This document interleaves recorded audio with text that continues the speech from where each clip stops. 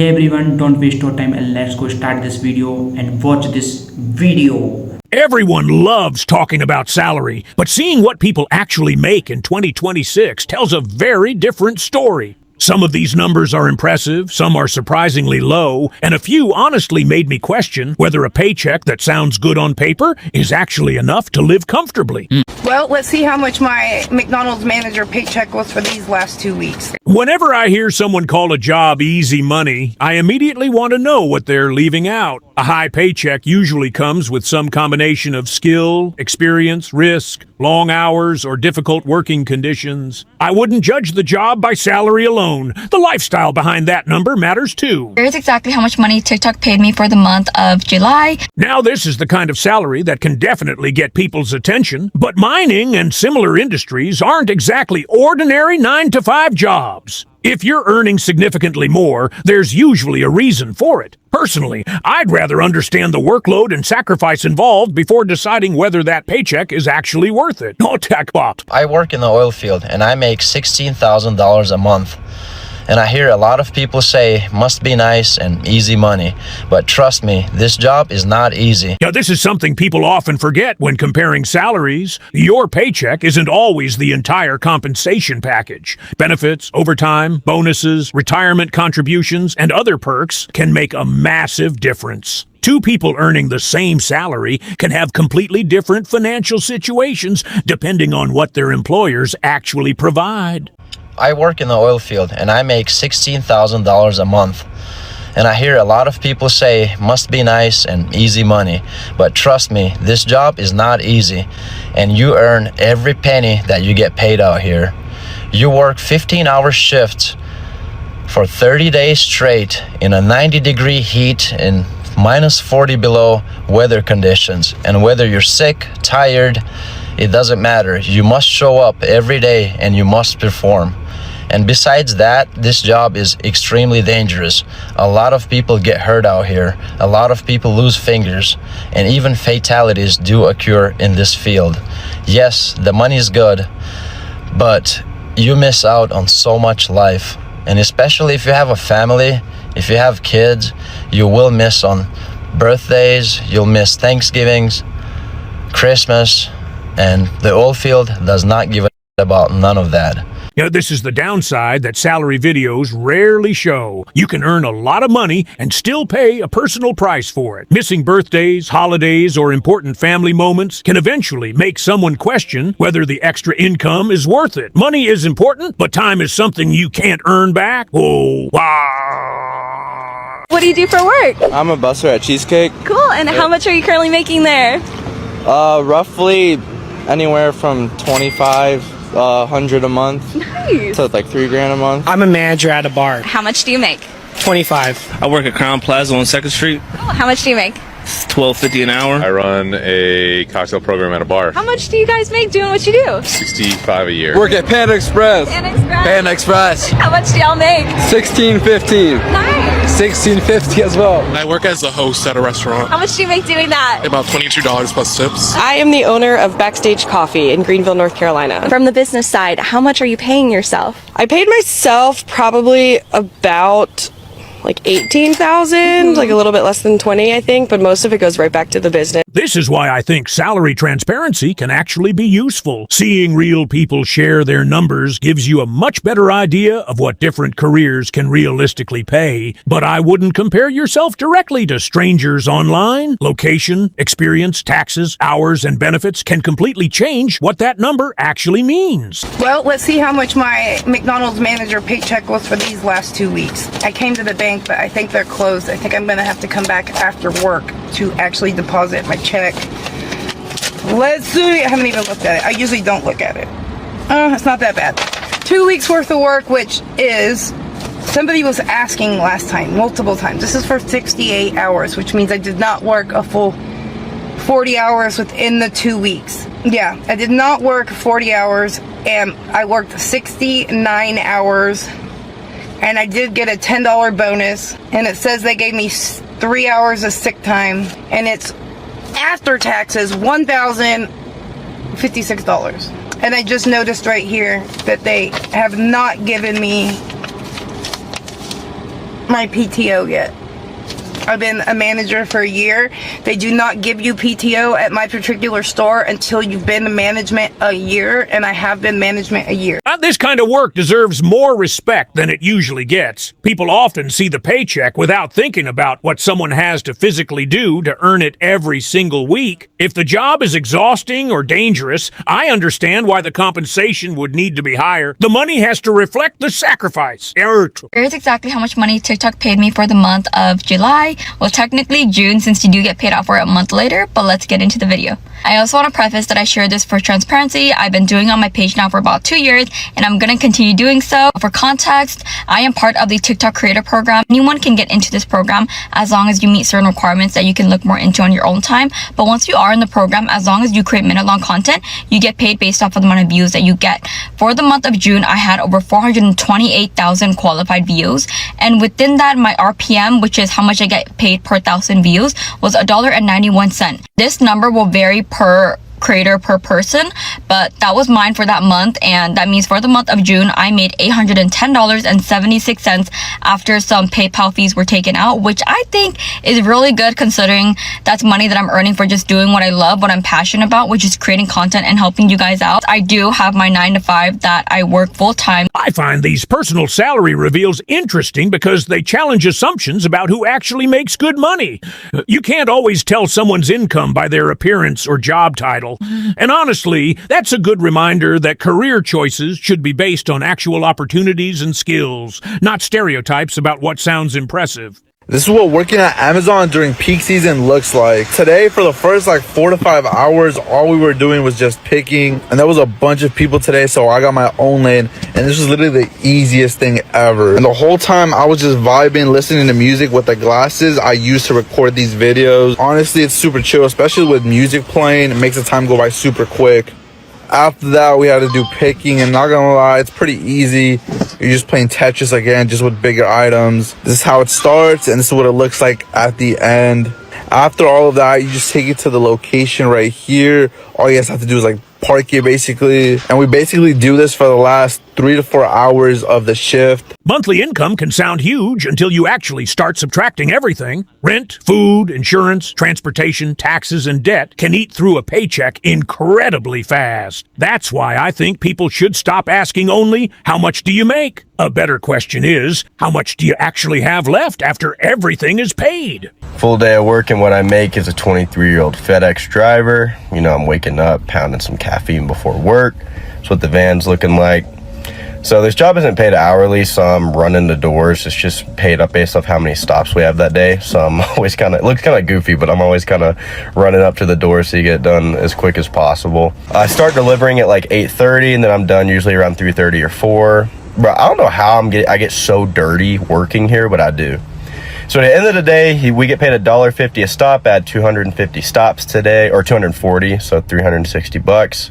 But yeah, the pay can vary a lot. There's a lot of ways where you can make more money, so I can go over that in the future. But yeah, I mean, that was pretty much it for a typical day. Now, this is another example of why experience matters so much. Someone who has stayed in a demanding industry for years can eventually reach a completely different income level than someone just starting out. So when people compare salaries online, they need to remember that experience and seniority can make a huge difference. What do you do for a living? I sell hot dogs. How much do you make doing that? Depending on the location, anywhere between $50,000 to $100,000. So I'm an agency owner. So I do marketing, branding, design, those types of stuff. How much do you make? So it depends on how much do I earn. You know, clients, deals, things like that. I pay myself anywhere between $120, $150. Nice, I love it. I own a spa, about $200,000 a year. I just started doing massage therapy, and then I went into owning. I run a company where we provide experts for legal cases. Legal cases. Like with attorneys. For witnesses. Yeah. Oh, that's interesting. I've never interviewed anybody in that role before. How much are you making? Around 6 figures? I would say 7. 7? Yeah. 7 figures. Holy moly. We've been running this company for about 8 years already. Okay. So every year it's been growing. Okay. And we're continuing to grow. The comments here are interesting because people always react emotionally when they see someone else's salary. Some immediately say it's too much, while others think it's completely justified. Personally, I don't think someone else's paycheck should make you angry. If you want that income, the better question is, what skills got them there?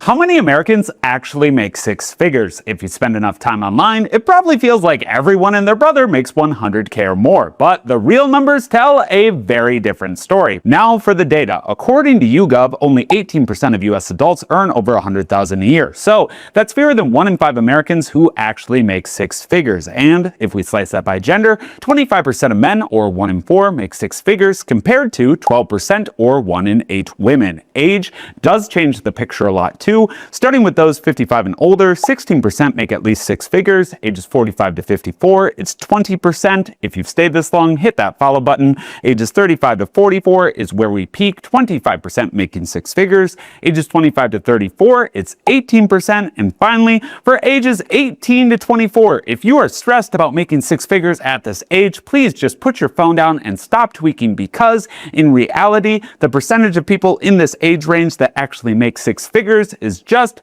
7. I actually like when people explain where their income comes from instead of just throwing out one impressive number. A salary becomes much more meaningful when you understand the position, experience, and responsibilities behind it. Otherwise, people watching may assume they can make the same amount instantly, which simply isn't realistic. Let's be open and honest about our jobs. My name's Erin. I'm 28. I live in Tampa Bay. I work as an optician apprentice at Walmart, and I make $30.05 an hour. I have been in this position for a year. The only thing that I have done to get my wages up are I took a certification that Walmart trains you and pays you for free and take care of everything. And actually, it's more than free. You get paid for it. So anyway, after a few months, I felt like I was ready to go take my test. I went and took my test. I got a raise to $29 an hour. It was a 10% raise. And then, because it starts at $26 an hour. And then after my yearly raise, I went up, I think, 2.5%. So now I'm at $30.05 an hour. I get roughly about 36 hours a week. I could get a little bit more, a little bit less if I wanted to, but this seems to be perfect. This is a good reminder that a decent salary doesn't automatically mean someone feels wealthy. Your income only tells part of the story. If housing and everyday expenses are extremely high where you live, a paycheck that looks impressive somewhere else might barely feel comfortable. Cost of living changes everything. How much I make in a week as a server who only serves 3 shifts a week. Yesterday was Monday morning. I served from 11 to 4 p.m. My total sales for the day were $945.50. I had a total of 13 checks and 38 guests. $254 for Monday morning. It was Tuesday. I worked another morning shift. I worked from 11 to around 5-ish is when my last table closed out. My total sales were $1,816. I had a total of 28 checks and 48 guests. This is what we made after tip out. $465 for Tuesday morning. Just got finished with my Friday double. I worked for 12 hours. My total sales for the day were $3,243.83.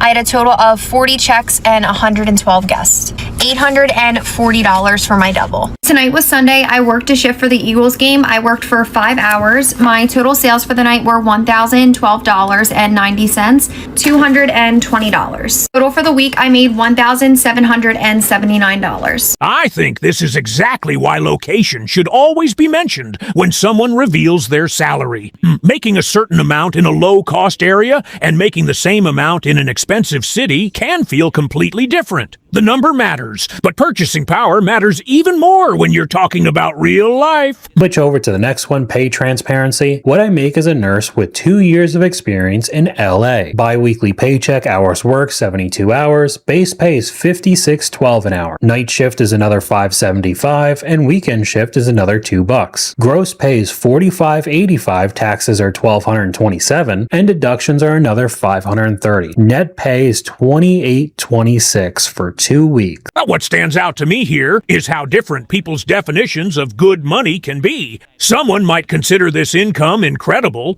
while someone supporting a family in an expensive city might still struggle. There's no universal salary that guarantees financial comfort. Your expenses and responsibilities are just as important as your income. How many years have you been driving trucks? Exactly 1 year next week. No kidding. Yeah. Congratulations on your anniversary. So how would you rate the job after 1 year? Oh, I love it. Really? I absolutely love my job. What did you do before? Well, I owned my own business for years. Couldn't survive COVID. So I was looking for something for a couple of years, bouncing around, trying to figure out how I was going to take care of the family. Found myself in a pretty good job. Boss was a little tough to deal with. And I knew that at a moment's notice he could fire me and I'd have to start all over. Didn't like that. Talked to a buddy of mine who was into trucking, talked to another guy that I just met random and learned some things from them. Saw that CDLs are in demand everywhere, and realized that if I had a CDL, even if this company fires me right now today, I can have another job before I leave the parking lot. If it's not a secret, I won't tell anyone. How much can you make your first year trucking at CMC? I'm actually very proud of that, and I'm glad to tell anybody. My first year, because I've got all the numbers I can prove this, they say that your first year average is about 77,000. Mine is going to hit 85. Wow, congratulations. And I'm disappointed I didn't hit 90. This comment actually raises a fair question. People love comparing annual salaries, but annual income doesn't tell you how many hours someone worked to earn it. If one person makes more but works dramatically longer hours, the difference isn't necessarily as impressive as it first appears. Hourly value matters too. What's your paycheck look like at the end of the week? It can range between like 500 to 700. Okay. How long you worked for May for? It's been 7 months. It's a great company. I wish the pay was a little better. I got to move that I'm making to get up out of there. Why is there so much turnover in the trucking industry? A lot of people leave to go to other companies like you're about to do. Well, the pay.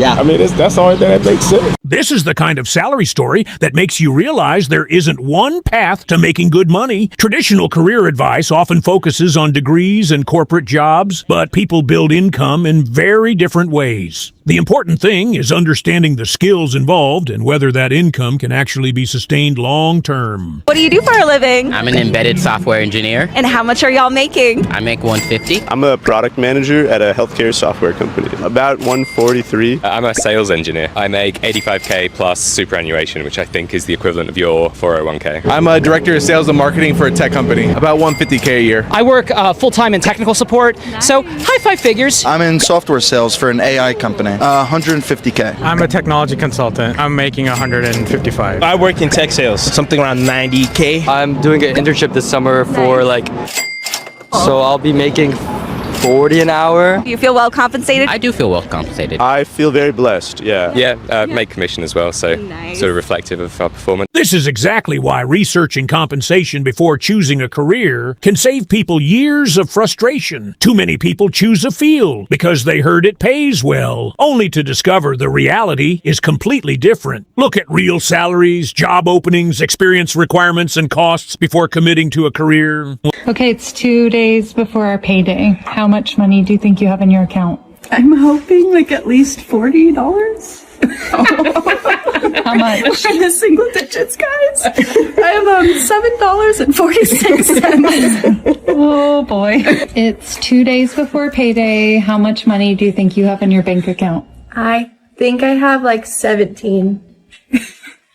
31. Hey. Okay, it's 2 days before payday. How much do you think is in your bank account? $63. Oh, $1.13. Oh boy. Okay, there's 2 days until payday. How much money do you think you have in your bank account? I think I probably have 400, 500. I should be fine. Good. I have $126. Hey, that's not bad.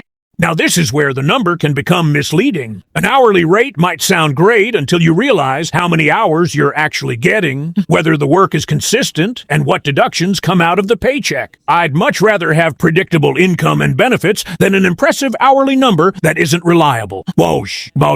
How much do USPS mail carriers make in 2025? Starting on September 6th, the starting pay for a new city carrier assistant is $20.73 per hour. If you become a full-time city carrier, the starting pay is now $24.82 per hour. You'll get a raise every 46 weeks until you hit top pay after 12.4 years, which is currently $39.35, which is roughly about $82,000 per year. If you worked about 10 hours of overtime per week, you'd have an annual pay of about $112,500. You'll also get an additional 2.1% to your salary if you're a carrier technician, which means you're a swing. There's also going to be a 1.5% general wage increase in November, as well as a cost of living adjustment in March 2026. Career postal workers also have a defined benefit federal pension plan, as well as a 5% match to their version of a 401k. There's also 20 days of paid leave after 3 years, increasing to 26 days after 15 years, as well as 11 paid holidays. This is the opposite side of the salary conversation, and honestly, it's just as important. Not everyone is walking around making six figures. Millions of people are trying to survive on much less, and when basic expenses keep rising, even a full-time paycheck can feel stretched. That's the reality people shouldn't ignore.